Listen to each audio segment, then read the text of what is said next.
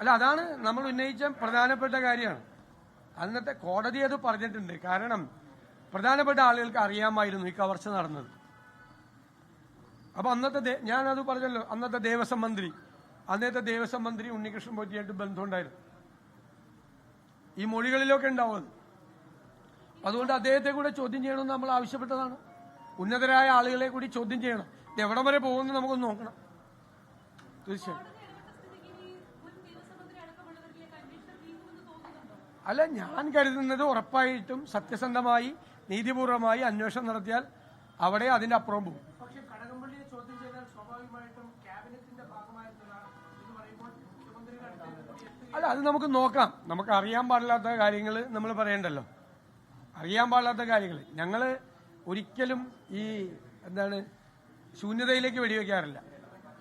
ഈ ശബരിമല സംഭവമായിട്ട് തുടക്കം മുതൽ ഇന്നുവരെ പറഞ്ഞിരിക്കുന്ന ഏതെങ്കിലും കാര്യങ്ങൾ തെറ്റുപറ്റിയിട്ടുണ്ട്.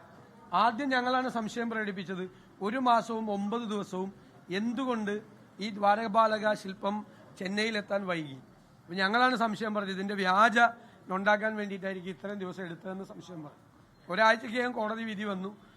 ഇത് ഒറിജിനൽ കൊണ്ടുപോയി കോടീശ്വരന് വിറ്റിട്ടുണ്ട്. അത് ഞങ്ങൾക്ക് കിട്ടുന്ന ചില ഇൻഫർമേഷനുകളുടെ പുറത്താണ് ഞങ്ങൾ സംസാരിച്ചിരുന്നത്. ഇപ്പോഴും എനിക്ക് കിട്ടിയ ഇൻഫർമേഷന്റെ പുറത്താണ് മുഖ്യമന്ത്രിയുടെ ഓഫീസിൽ നിന്നും വലിയ സമ്മർദ്ദം. ഈ തെരഞ്ഞെടുപ്പ് വരെ ഇത് നീട്ടിക്കൊണ്ടുപോകണം, തെരഞ്ഞെടുപ്പ് വരെ കുഴപ്പിക്കരുതെന്നുണ്ട്. വാസുവിന്റെ അറസ്റ്റിന് മുമ്പായി മുഖ്യമന്ത്രിയുടെ ഓഫീസിൽ നിന്നും SITയുടെ മീതെ സമ്മർദ്ദം ഉണ്ടായി. അന്ന് അവരതിന് വഴങ്ങിയില്ല.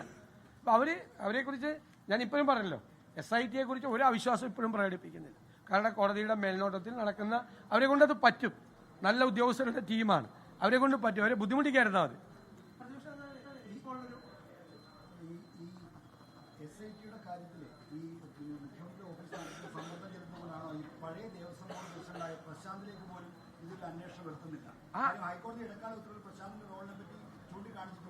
അതാണ് ഞാൻ പറഞ്ഞത്. പിന്നീട് ഈ തെരഞ്ഞെടുപ്പ് കാലമായതുകൊണ്ട് ഒന്നിലേക്കും പോകണ്ട എന്നുള്ള സമ്മർദ്ദമാണ് ഉണ്ടായത്.